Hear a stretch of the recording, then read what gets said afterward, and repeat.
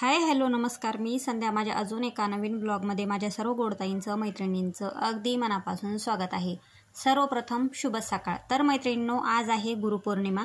गुरुपौर्णिमेच्या सर्व ताईंना, दादांना, गुरुवर्यांना सर्वांना गुरुपौर्णिमेच्या खूप खूप शुभेच्छा. तर इथं सकाळचे 7:30 वाजलेले आहे आणि माझे पारशे कामं झालेले आहे. पारशे कामं म्हणजे काय, झाडून सडा, रांगोळी आणि रात्रीचे थोडेसे भांडे होते. भांडे, किचन वाटा वगैरे आटपून घेतला आणि त्याच्यानंतर हे छान असं व्ह्यूज तुम्हाला दाखवावं म्हटलं. म्हणजे निसर्ग वातावरण सकाळचं एवढं भारी वाटतं ना. तर इथं कचऱ्याची गाडी आली होती म्हणून मी तो जरा व्हॉइस आहे म्हणजे आवाज जो आहे तो कमी केला होता. नाहीतर चिमण्यांचा चिवचिव वाटतं एवढा भारी वाटत होता सकाळचा. तर म्हणजे असं ऐकतच राहावं असं वाटत होतं म्हणून म्हटलं तुमच्यासोबत पण शेअर करावं. छान अशी शेजारी गाय होती. गाईच्या शेजारी छान असा बगळा आला होता. छान वातावरण होतं. ते पण मी तुमच्यासोबत थोडंसं शेअर केलेलं आहे. त्याच्यानंतर घरात आले आणि ही कोथिंबीर मी रात्री 2-3 पाण्याने स्वच्छ धुवून ठेवलेली होती.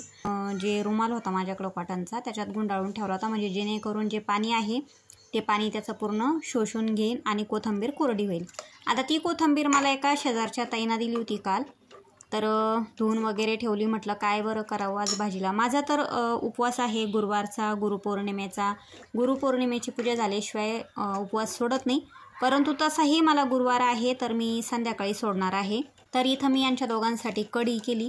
कढीची रेसिपी मी अगोदर दाखवलेली आहे, त्याच्यामुळं मी अजिबात रेसिपी वगैरे काही दाखवत बसले नाही.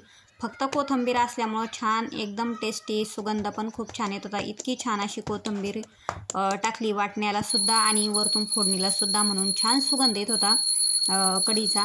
त्याच्यानंतर मी एका साईडला कढी करून घेतली आणि लो फ्लेमवर शिजवायला ठेवली.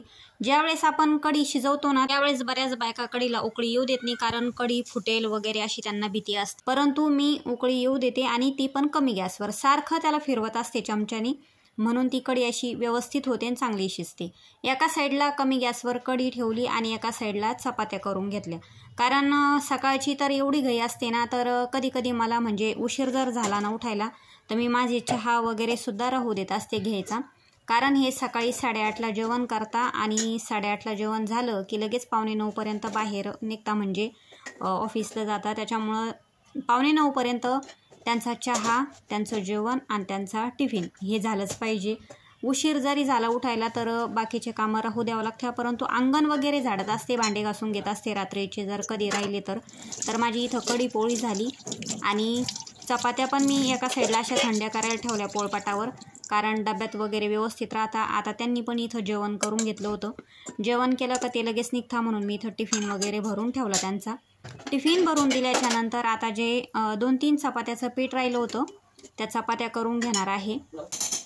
चपात्या करून घेतल्या. समर्थला जी शिल्लकची कढी राहिलेली होती ती कढी पण छान अशी झाकून ठेवली. त्याच्यानंतर आता सकाळी तर माझा चहा घेणं झाला नव्हता. इथं 8:45 वाजले, ते गेले आणि ते गेल्याच्या नंतर मी थोडंसं किचन वाट्यावर सपासारा आवरला, गॅस पुसून घेतला आणि सांडस वगैरे ते घासून घेतली आणि मला चहा ठेवला. आता चहा उकळत असतानाच मी थोडेसे भांडे वगैरे घासत होते एका साईडला. परंतु त्यावेळेस मी मोबाईल स्टॉप केलेला होता, चार्जिंगला लावलेला होता. तर छान असे भांडे वगैरे करून घेतले आणि छान माझा इथं चहा उकळला. चहा उकळल्याच्या नंतर मी चहा घेतला, कारण आज जास्त वेळ वाया घालवायचा नव्हता. पूजा वगैरे होती, परत दर्शनाला पण जायचं होतं दत्त महाराजांच्या मंदिरात. चहा घेतल्याबरोबर मी कपडे धुवायला बाहेर आले. कपडे धुतले तर छान असं ऊन वगैरे पडलेलं दिसलं, कारण 4-5 दिवसात तर सारखा सकाळ दुपार संध्याकाळ पाऊस चालू आहे. आज ऊन पडलं होतं. गुरुपौर्णिमेचं पण म्हणजे छान दर्शन पण होणार आहे. तर ऊन पडल्यामुळं मी 1-2 ड्रेस पण धुतले होते त्यांचे, कारण वाळतात कपडे चांगले. मग जर पाऊस सारखा चालू असला का ते कपडे पण वाळत नाही, काही नाही. म्हणून मी इथं 2 टावेली, 2 ड्रेस आणि रेग्युलर जे कपडे असतात ते कपडे धुतले होते. कपडे वगैरे झाले आणि त्याच्यानंतर लगेच बोरची मोटर चालू केली, कारण कधी कधी आमच्याकडं लाईट वारं वावदन असं काही पाऊस वगैरे असला का लाईट जास्त टिकत नाही. त्याच्यामुळं लगेच बोर पण चालू करून घेतला, कारण आता आंघोळी झाल्या, कपडे झाले, भरपूर असे कामं झाले, त्याच्यामुळं पाणी बरंचसं कमी झालं असेल म्हणून मोटर चालू केली. आज आहे ना तर नॉनस्टॉप कामं झालेली आहे आणि बिलकुल असं थकलेली म्हणून असं मला वाटलं पण नाही. खूप पटपट कामं केले आणि गच्चीवर आले तर म्हणजे मी कधी कपडे वाळू घालायला वरती येत नाही, कारण खालीच कपडे वाळून जात असतात. परंतु म्हटलं चला आता ही एक गोष्ट तुमच्यासोबत शेअर करावी, कारण आमच्या घराला जवळपास 6 ते 7 वर्ष झाले बांधकाम करायला. तेव्हाच आम्ही हे झाडं लावले होते फायकसचे. तर बघा किती मोठे झाले, पार घराच्या वरती गेले ते आता आणि खूप मोठे झाले आणि उन्हाळ्यात पण खूप छान त्यांची सावली वगैरे पडती आणि किती छान असं वातावरण दिसतं वरतून आणि खूप छान वाटत होतं की आपल्या घराच्या वरती ते झाडं गेले. एखाद्या वेळेस म्हणजे जर फाट्या खूप मोठ्या मोठ्या असत्या किंवा पांगल्या असत्या तर पंचमीचा झोकासुद्धा त्या झाडांना बांधता आला असता, परंतु त्या म्हणजे आम्ही भरपूर वेळेस ते कटाई केली त्या झाडांची, त्याच्यामुळं फाट्या नाही अशा झोका वगैरे बांधण्यासारख्या. तर चला असो. त्याच्यानंतर मी खाली आले, माझं स्वतःचे चेंज वगैरे करून घेतलं. त्याच्यानंतर मी म्हटलं चला आता जे आपल्याला साहित्य पाहिजे पूजेसाठी ते साहित्य आपल्याकडं घरीच होतं, बाहेरून कुठंही जायचं म्हणजे बाहेर कुठं जाण्याची गरज नाही किंवा विकत घेण्याची गरज नाही आहे. गुरुवार यांच्या पूजेसाठी बेलपत्र, दुर्वा, तुळशीपत्र, मंजुळा हे सगळं लागणार होतं, ते आपल्याकडं आहे ऑलरेडी. बेलाचं झाड एवढं मोठं झालं ना, खूप छान पानं येतात, परंतु त्याच्यावर काहीतरी आळी किडं पडलं वाटतं, त्याच्यामुळं ते पानं किडू लागले. तर मी कोवळे जे पानं होते ना बेलपत्राचे, तर ते पानं तोडून घेतले. कोवळे पानं छान आहे, बिना म्हणजे कतरलेले वगैरे नाही आहे, छान आहे ते. म्हणून मी इथं जवळपास 15-16 ते बेलपत्राचे पानं तोडून घेतले. त्याच्यानंतर तुळशी मंजुळा घेतल्या. तुळशीच्या पण मंजुळा एवढ्या काही जास्त आलेल्या नव्हत्या, थोड्याच होत्या कुठं मोठं, म्हणून त्या तुळशीच्या मंजुळा तोडल्या.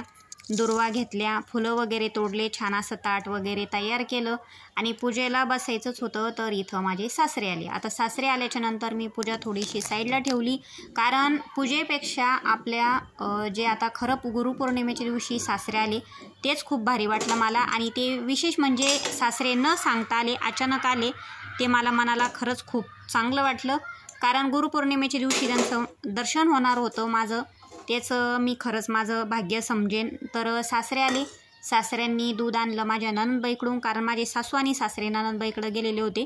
तर भाचीने माझ्या त्यांच्याजवळ दूध दिलं. दूध मी तापायला वगैरे ठेवलं, सासऱ्यांना चहा केला, त्यांचं दर्शन घेतलं. जेवण करा म्हटले तर जेवायला नको म्हटले ते. त्याच्यानंतर ते 10 मिनटं थांबून आणि नंतर चालले गेले. सासरे गेल्याच्या नंतर मी माझ्या गुरुवार यांची इथं पूजा चालू केली. आता पूजा मी पूर्ण दाखवू शकत नाही, कारण व्हिडिओ आपला खूप मोठा होईल आणि खूप वेळ वाया जाईल, त्याच्यामुळं मी मोबाईल थोडासा साईडला ठेवला आणि माझी पूजा अगोदर करून घेतली. जेवढं माझ्याकडून शक्य होईल तेवढं मी तुमच्यासोबत शेअर करण्याचा प्रयत्न करत असते, कारण माझे व्हिडिओ एकदम साधे आणि सिंपल असतात आणि माझ्याकडं सध्या ट्रायपॉड वगैरे नाही आहे, त्याच्यामुळं मी तुमच्यासोबत सगळं काही शेअर करू शकत नाही. जसं मला मोबाईल ठेवण्याला संधी मिळाली किंवा जागा मिळाली तरच मी व्हिडिओ करत असते. तर अशाच प्रकारे छान अशी माझ्या गुरुवार यांची पूजा वगैरे करून घेतली. खरं म्हणलं तर देवाची जी पूजा आहे, आज सगळ्या देवांची पूजा वगैरे मी करायला पाहिजे होती, परंतु माझी पारशे वगैरे सगळे कामं होईपर्यंत समर्थनाशी छान देवपूजा केली होती आणि खूप दिवसापासून आमच्या समर्थकडेच देवपूजा आहे. तर समर्थनात देवपूजा वगैरे करून घेतली, त्याची आरती वगैरे केली, त्याच्यानंतर फुलं वगैरे वाहिले होते. तर इथं आमची फक्त स्वामींचीच पूजा बाकी होती. मी स्वामींची पूजा वगैरे करून घेतली, त्याच्यानंतर आरती केली. आरती झाल्याच्या नंतर आता फराळ खरं म्हटलं तर उपवास होता, तर साबुदाणा वगैरे मला चालत नाही. आता सासऱ्यांनी एवढ्या प्रमाणात दूध आणलंच होतं, तर म्हटलं दुधाचा काय उपयोग करावा, आणि स्वामींना जे नैवेद्य असतो तर फळाचा वगैरेच असतो. केळी आणली होती म्हणून केळी शिल्लकची होती, तर मग मी इथं शिकरण केलं होतं माझ्यासाठी आणि मी मग जे शिकरण आहे ते खाल्लं. त्याच्यानंतर 10 मिनटं थांबले, कपडे वाळले होते, कपडे काढून वगैरे आणले आणि 10-15 मिनटं थोडासा आराम केला. त्याच्यानंतर संध्याकाळची वेळ आली, कारण संध्याकाळी लवकर उपवास सोडायचा होता, गुरुवारचा उपवास होता. त्याच्यानंतर छान मी इथं अशी हिरवी शेवभाजी केलेली आहे. तर काही नाही, फक्त हिरव्या मिरच्या, शेंगादाणे, लसूण, कोथिंबीर वाटण तयार करून घेतलं आणि छान फोडणी देऊन त्याच्यामध्ये शेव टाकून घेतली आणि शेव 5 मिनटं शिजू दिली. छान असा स्वयंपाक तयार झाला. आता मसाले भात आणि शिरा हा प्रसाद शेजारच्या ताईंनी दिला होता. साईबाबांचा भंडारा झाला होता त्यांच्या शेतामध्ये, तर तो पण प्रसाद आला. आता आम्ही जेवण करतो, तुम्ही सुद्धा जेवायला या आणि व्हिडिओ आवडला तर लाईक आणि सबस्क्राईब करा. बाय.